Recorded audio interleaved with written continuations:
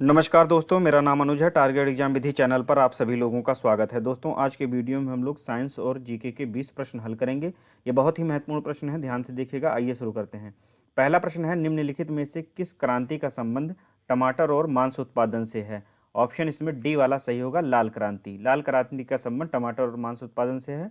गुलाबी क्रांति का संबंध झींगा मछली उत्पादन से है, झींगा मछली उत्पादन। स्वर्ण क्रांति का संबंध बागवानी और शहद उत्पादन से है, जबकि गोल क्रांति का संबंध आलू उत्पादन से है। नेक्स्ट क्वेश्चन देखते हैं।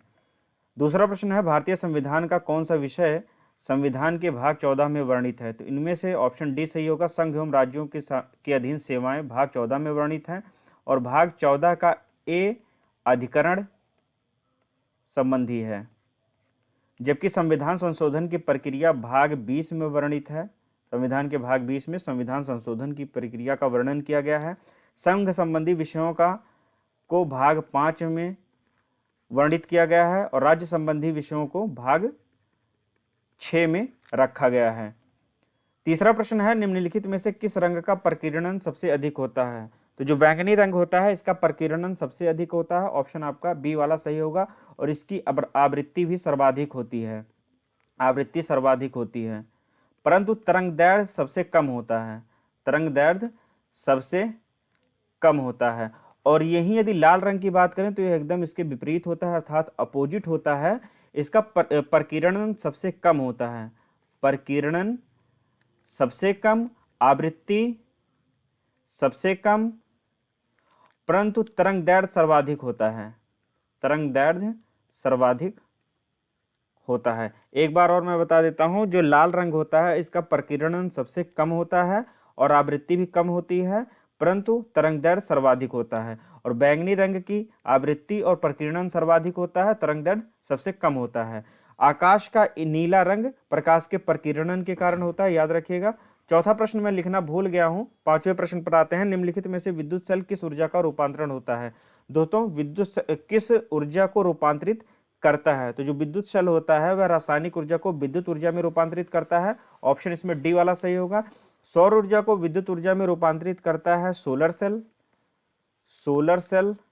ध्वनि ऊर्जा को विद्युत ऊर्जा में रूपांतरित करता है माइक्रोफोन, माइक्रोफोन। और जबकि रासायनिक ऊर्जा को प्रकाश एवं ऊष्मा ऊर्जा में रूपांतरित करता है मोमबत्ती। आइए आगे देखते हैं। छठवां प्रश्न है, 20 जून को कौन सा दिवस मनाया जाता है? 20 जून को विश्व शरणार्थी दिवस मनाते हैं, विश्व शरणार्थी दिवस। विश्व विरासत दिवस दोस्तों मनाया जाता है 18 अप्रैल को, 18 अप्रैल को। आगे आइए देखते हैं। अंतर्राष्ट्रीय मातृभाषा दिवस मनाया जाता है 21 फरवरी को। और विश्व संग्रहालय दिवस मनाया जाता है 18 मई को। और जैसा कि मैंने बताया कि विश्व शरणार्थी दिवस मनाया जाता है 20 जून को। सातवां प्रश्न है, विटामिन B12 का रासायनिक नाम क्या है? विटामिन B12 का रासायनिक नाम होता है साइनोकोबालामिन। ऑप्शन इसमें बी वाला सही होगा। विटामिन B5 का रासायनिक नाम पेंटोथोनिक अम्ल होता है। और राइबोफ्लेविन का रासायनिक नाम होता है, विटामिन B2 का रासायनिक नाम राइबोफ्लेविन। और पायरिडॉक्सिन होता है विटामिन B6 का। एक बार और बता देता हूँ इसको मैं। विटामिन B2 का राइबोफ्लेविन, विटामिन B12 का साइनोकोबालामिन, और पायरिडॉक्सिन विटामिन B6 का, पेंटोथेनिक अम्ल विटामिन B5 का। नेक्स्ट क्वेश्चन देखते हैं। आठवां प्रश्न है, निम्नलिखित में से किसकी खोज रॉबर्ट कोच के द्वारा की गई थी? तो रॉबर्ट कोच ने टीबी बैक्टीरिया की खोज की थी। ऑप्शन इसमें बी वाला सही होगा। बैक्टीरिया की खोज की थी लिवोन हॉक ने, लिवोन हॉक। चेचक के टीके की खोज एडवर्ड जेनर ने की थी, चेचक के टीके की खोज एडवर्ड जेनर ने। और रक्त समूह की खोज की थी कार्ल लैंडस्टीनर ने। नेक्स्ट क्वेश्चन देखते हैं। नौवां प्रश्न है, निम्नलिखित में से किस देश की संसद का नाम मजलिस है? ऑप्शन इसमें सी वाला सही होगा। ईरान की संसद का नाम मजलिस है। इसकी राजधानी है तेहरान और इसकी मुद्रा है रियाल, ईरानी रियाल। मंगोलिया की संसद का नाम है खुरल, इसकी राजधानी है उलान बटोर।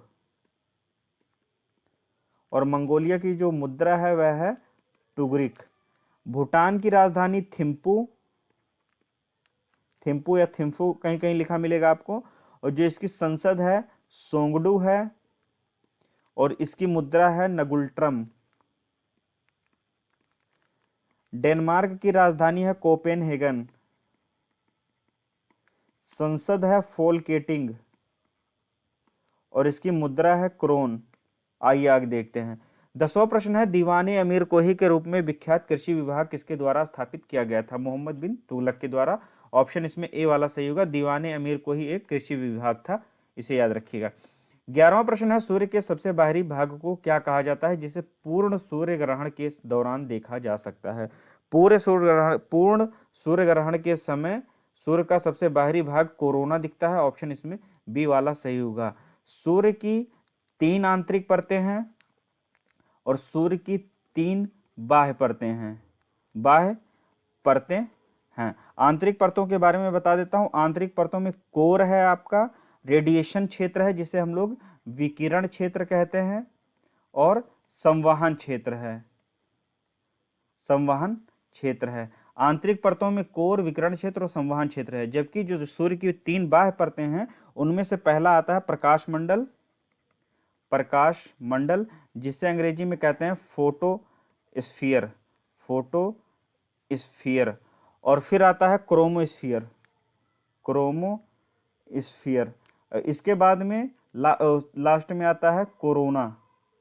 जो सबसे बाह्य परत होती है वह कोरोना होती है। नेक्स्ट क्वेश्चन पर देखते हैं। 12वां प्रश्न है, निम्नलिखित में से कौन सा स्टील प्लांट तमिलनाडु में स्थित है? सेलम स्टील प्लांट तमिलनाडु में स्थित है। Durgapur steel plant waste Bengal में स्थित है। राउरकेला स्टील प्लांट ओडिशा में स्थित है। भिलाई स्टील प्लांट छत्तीसगढ़ में स्थित है। नेक्स्ट क्वेश्चन पर आते हैं। मुद्रास्फीति जनित मंदी उस समय मौजूद होती है जब मूल्य सूचकांक में वृद्धि होती है परंतु उत्पादन में कमी होती है। ऑप्शन इसमें बी वाला सही होगा। भारतीय सांख्यिकी संस्थान की स्थापना पीसी महालनोबिस ने की थी। ऑप्शन इसमें ए वाला सही होगा। इसे इन्होंने 17 दिसंबर 1931 को स्थापित किया था और भारत का पहला कंप्यूटर यहीं पर स्थापित हुआ था 1956 में। नेक्स्ट क्वेश्चन पर आते हैं। 15वां प्रश्न है, किसी परितारिका के भीतर एक छोर से दूसरे छोर पर जाने पर चुंबकीय क्षेत्र में क्या परिवर्तन होता है? तो यह समान रहता है। ऑप्शन इसमें सी वाला सही होगा। नेक्स्ट क्वेश्चन देखते हैं। 16वां प्रश्न है, आईटी में बैंडविड्थ बढ़ाने के लिए किस तकनीक का इस्तेमाल किया जाता है? तो आईटी में, इंफॉर्मेशन टेक्नोलॉजी में बैंडविड्थ बढ़ाने के लिए मेमोरी इंटरलीविंग का प्रयोग करते हैं। ऑप्शन इसमें बी वाला सही होगा। 17वां प्रश्न देखते हैं। 17वां प्रश्न है, निम्नलिखित में से कौन सा ताप का मात्रक है? तो जो केल्विन होता है यह ताप का मात्रक होता है। ऑप्शन इसमें सी वाला सही होगा। कैंडेला विद्युत धारा, कैंडेला ज्योति तीव्रता का होता है, ज्योति तीव्रता। ओम होता है प्रतिरोध का और एम्पियर होता है विद्युत धारा का। विद्युत धारा का मात्रक एम्पियर, कैंडेला ज्योति तीव्रता का, ताप का मात्रक केल्विन और प्रतिरोध का मात्रक ओम। आगे देखते हैं। 18वां प्रश्न बहुत महत्वपूर्ण है, इसे ध्यान से देखिएगा। निम्नलिखित में से कौन सा विषय भारतीय संविधान में 92वें संविधान संशोधन अधिनियम 2003 के अंतर्गत जोड़ा गया था? तो 92वां संविधान संशोधन अधिनियम 2003 में आया था। इसके अंतर्गत 8वीं अनुसूची में संथाली, मैथिली, बोडो, डोगरी भाषाएं शामिल की गई थी। दोस्तों, पहले मैं भारतीय संविधान में जो 22 भाषाओं का उल्लेख किया गया है उसके संबंध में बता देता हूं। जब भारतीय संविधान बनकर तैयार हुआ था तो संविधान की 8वीं अनुसूची में मात्र 14 ही भाषाएं थीं, लेकिन आता है 21वां संविधान संशोधन अधिनियम 1967। इसके अंतर्गत भारतीय संविधान में 8वीं अनुसूची में सिंधी भाषा जोड़ी गई। जब सिंधी भाषा जोड़ी गई तो कुल 15 भाषाएं हो गई थी। फिर आता है 71वां संविधान संशोधन अधिनियम 1972, सॉरी दोस्तों 92, 71वां संविधान संशोधन अधिनियम 1992। इसके अंतर्गत 8वीं अनुसूची में कोंकणी, मणिपुरी, नेपाली भाषा शामिल की गई थी, जो कि ऑप्शन आपका बी है। 8वीं अनुसूची में कोंकणी, मणिपुरी, नेपाली भाषा शामिल की गई थी 71वें संविधान संशोधन 1992 के अंतर्गत। और जब ये 3 भाषाएं शामिल हुई थी तो इन तीनों को जोड़ करके 18 भाषाएं हो गई थी। 18 भाषाओं के बाद में जब आया 92वां संविधान संशोधन अधिनियम 2003 में 8वीं अनुसूची में संथाली, मैथिली, बोडो और डोगरी शामिल की गई। इस तरह से इन चारों भाषाओं को शामिल करने पर 22 भाषाएं हो गई और भारतीय संविधान में वर्तमान में 22 भाषाओं का उल्लेख किया गया है। अब आपको ये क्लियर हो गया कि भारतीय संविधान की 8वीं अनुसूची में कितनी भाषाएं हैं। अब अन्य ऑप्शंस जो बचे हैं उनको देख लेते हैं। जैसे ऑप्शन ए है राष्ट्रीय न्यायिक नियुक्ति आयोग, तो इसकी स्थापना हुई थी 99वें संविधान संशोधन 2014 के अंतर्गत। और जो वस्तु एवं सेवा कर है जिसे हम लोग जीएसटी कहते हैं, जीएसटी 1 जनवरी 2017 को लागू हुआ था 101वें संविधान संशोधन अधिनियम के द्वारा। इसे याद रखिएगा, जो कि 2017 में आया था। नेक्स्ट क्वेश्चन पर देखते हैं। 19वां प्रश्न है, निम्नलिखित में से कौन सा जीवभार या बायोमास ऊर्जा का उदाहरण नहीं है। तो नाभिकीय ऊर्जा जो होती है बायोमास ऊर्जा का उदाहरण नहीं होती है, जबकि ये तीनों लकड़ी, गोबर गैस और कोयला जीवभार ऊर्जा स्रोत के उदाहरण है। 20वां प्रश्न है, निम्नलिखित में से कौन सी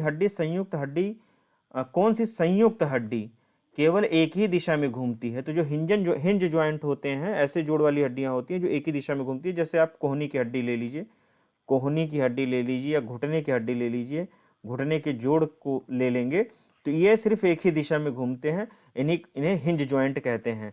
ऑप्शन इसमें सी वाला सही होगा। तो दोस्तों आज की वीडियो के ये थे 20 प्रश्न। मुझे आशा है कि आपके एग्जाम में आपकी मदद करेंगे। मिलते हैं अगले वीडियो में, तब तक के लिए नमस्कार।